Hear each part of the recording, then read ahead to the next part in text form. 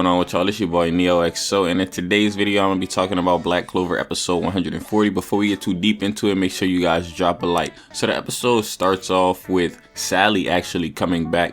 Nobody was expecting that really, because like everyone was saying like she's supposed to be locked up, and pretty much what happened was the Wizard King Julius wanted her to come up with some new magic items, because Sally is pretty much the top person to go to whenever you want some kind of experiment done or you want some kind of scientific thing done. Sally's really intelligent when it comes to things like that, and it's really cool. Another thing I want to point out is Sally seems like she's really changing. She seems a lot different than she used to be. I don't actually think she was like straight up evil.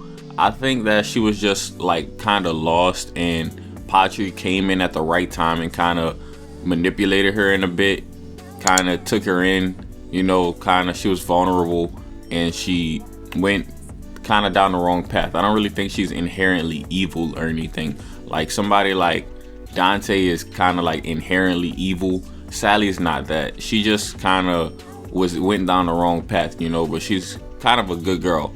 She's kind of crazy, I'm not gonna lie. Sally is kind of crazy, but she's not inherently evil. You get it? So I think it was pretty cool how she went around, and they seem to have, I'm talking about Asta and Noelle here, they seem to have kind of a bias against Sally, which they should, because she did some messed up stuff.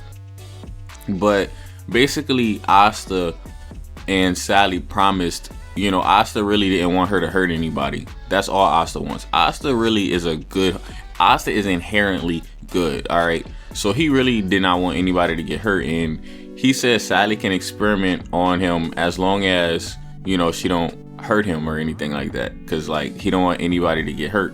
And so basically Sally's kind of crazy. She gets away from them, and she starts experimenting on like the other members of the Black Bulls, and they didn't really approve of that because they didn't want to be a part of the experiment.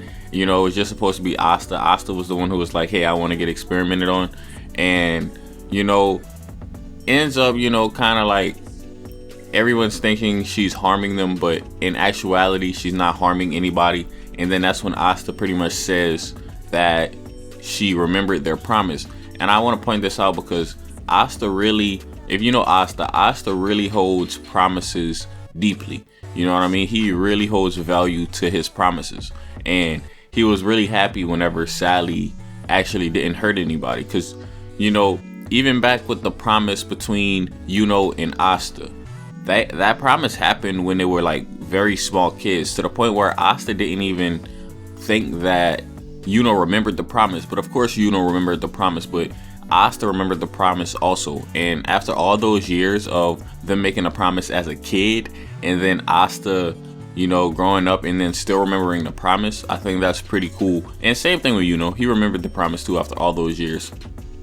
So that's pretty much where that part ends, and then it cuts into like a break, and then we go into the second part of the episode. Probably, I actually liked both parts. I was gonna say the first part was my favorite part, but I kind of liked both parts. If I had to pick, the first part, because Sally really carried it. Sally's personality is just really, really good. But the second part was also really good. And the second part has to do with, Julius going out and pretty much wanting Fugelian and Nozel to go to a impoverished, like a town that's impoverished, and they're suffering from poverty. He wanted them to pretty much go out there, and he kind of tricked them a little bit, but I think it was cool. I really like Julius. I actually think he's a really, really good Wizard King. Honestly, he does his job. He wants to help everybody out, and he's for equality. Now, the thing is, he's just one person. A change can start with one person, but one person can't make the whole change. And he's starting to change because his mindset is going on to Nozel and Fugelian. And by doing this, sending them out there, he's saying that they have bandits out there, and he's not. The thing about the Wizard King, it seems like he doesn't lie. He doesn't blatantly lie. He just kind of leaves out some details, because he tells them that there's some bandits out there, but at the same time, he knew who the bandits were. There's no way the Wizard King didn't know who the bandits were. And so they go out to the to the town or whatever, the village, and pretty much they're in disguise, incognito, which is kind of funny to me because literally all they did was put on like a cloak. But I'm not even gonna talk about that. It was kind of funny. I don't know if it was intentionally meant to be funny, but it was funny. If it was intentionally meant to be funny, they did a good job. And they go out to the village, and pretty much they see the villagers in poverty, and they come up with like these nicknames. The nicknames were really like funny to me. Like, this episode was funny. Like, Black Clover does comedy good. I'll give it that. For real. Like, basically, Fugelian's nickname was like Leon, and I'm like, really? I just started laughing because it's like Fugelian, Leon, and like nobody noticed. It was just funny to me. And they all had some pretty fun nicknames. I think Julius had like the coolest nickname. It's kind of funny because we all know that Julius sometimes, you know, he turns into an old woman because Julius is the Wizard King, all right? He can't just walk around the kingdom because he's basically a celebrity in his kingdom. So he has to, you know, go incognito. And he goes incognito as the old woman from the beginning. You guys remember the old woman that was playing a card game with Seke way in the beginning.